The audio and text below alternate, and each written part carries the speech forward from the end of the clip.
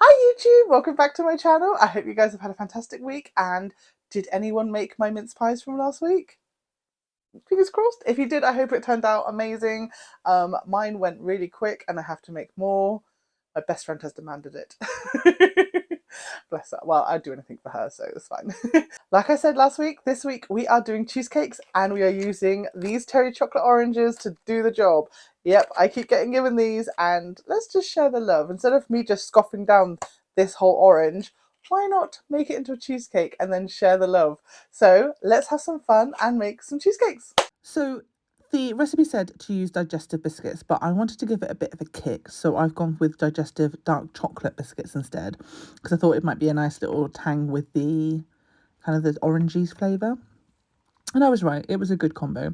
And then, of course, you've got to beat your Terry's chocolate orange into submission so that it opens its lovely surprise inside for you. And then, of course, I had to eat one because it's Terry's, it's mine, not Terry's. We're going to melt this chocolate down until it's all nice and creamy, and then pop it to one side to let it kind of cool down a bit. We don't want it too hot, otherwise it's going to melt the cream cheese that it's going to go into. While that's cooling down, I'm going to use my tiny food processor. I need to get a bigger one, I know. And we're going to grind down the biscuits into a nice crummy consistency. Just taking out the big bits back, popping it back in, and then crumbing down the rest of it. Crumbing, is that such a terminology? But it is now, that's the word I'm using. So once all the biscuits are crumbed down, we are going to get our butter and melt it down. I've used the microwave, just do it in small segments until it gets to a nice melted down consistency. And then we're going to add that to our biscuits, and then we're going to mix it together, and then obviously until it all kind of becomes like a gooey consistency. It's just, I love doing this bit. I don't know why, it's just really satisfying. Once I'm happy with it, I'm going to get my two 6-inch tins, because I decided that I'm going to give one of these to my best friend and the other one will be for my boys to eat. So I've used two 6-inch tins. Obviously, normally this recipe would be for like a 7-centimeter tin, but hey ho, it is what it is. This is what I'm using. So I've dolloped an even amount into each and then flattened it down, and then that's going into the fridge to harden and cool down.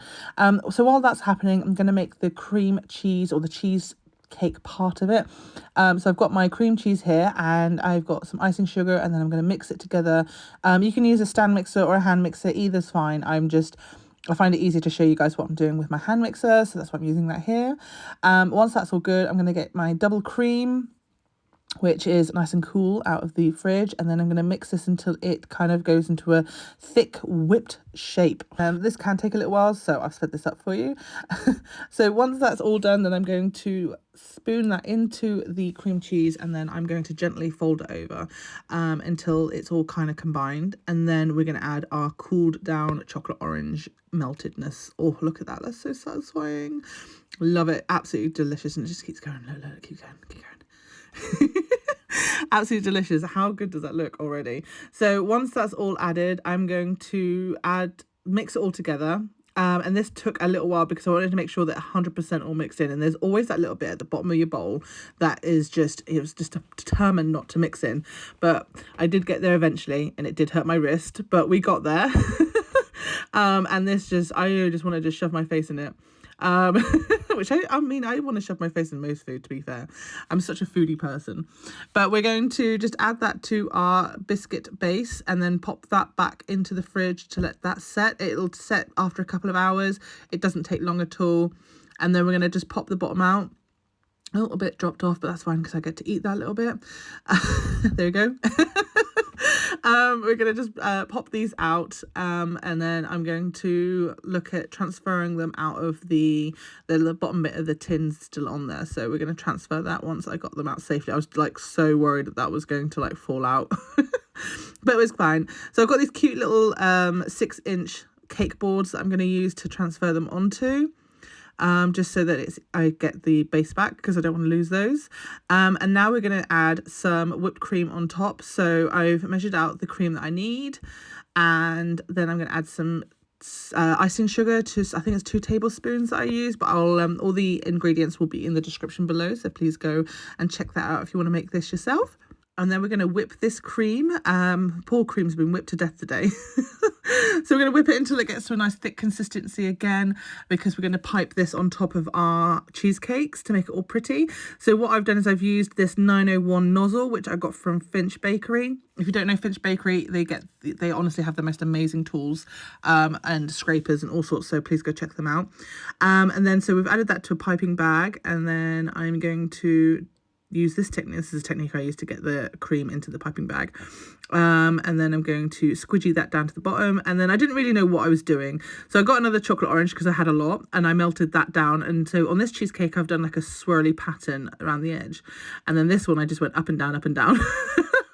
I was just testing different things to do. Obviously these cheesecakes aren't going to anyone that has bought them, they're going out as freebies, so it didn't really matter. But then I decided to squidgy the fresh cream on top, and it's such a pretty, I think I used this one because I wanted to try and recreate chocolate oranges out of cream, but I love the technique. And then we get another chocolate orange. I mean, honestly, I had so many chocolate oranges in my kitchen. And then we're going to decorate with some segments on top. I had loads, honestly. Yeah, nightmare. But hey, this is why the cheesecake turned out so well, because I had so many. And then the other one, I'm going to do something similar, but I'm just going to do a squidgy back and forth motion with this one. And I just added the segments on top of these as well. I ended up off camera just adding a few more splodges of cream on the other cheesecake, I think, just because I had some left over and I don't like anything going to waste. So yeah, and then we're just going to add some more segments, like I said, just to kind of have like a fan effect. But how good do these look? I'm like obsessed, and they were so delicious as well. And I will cut one open in a minute as well, just so you can get to see the inside and see how solid it is. But I'm being an arty-farty person right now to get this on. Come on, Charlie, just yeah, that's it. Lovely. And there we have it. So there's another Terry's chocolate orange. Honestly, I have loads. And this is how it looks at the end, and it's just yummy, absolutely delicious. And I'm obsessed. I think I did that for a TikTok, actually. Let's do that cut. So it cuts beautifully, and we're just going to twist, and luckily with the segments it gives me the perfect segments. And there we go. Look at that. Isn't that delicious? It looks so good. And there we have it. Some gorgeous cheesecakes. I'm obsessed. They turned out amazing. So one of those actually went to my best friend, and she has enjoyed that very much, I hope. She said she enjoyed it, so she's not lying. She doesn't lie to me. And the other one, my boys have eaten already. It's gone.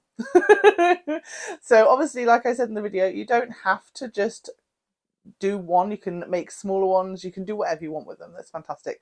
But the ingredients that I've given you here make one like 8-inch, I think it is, or 7-inch, whichever size tin you've got.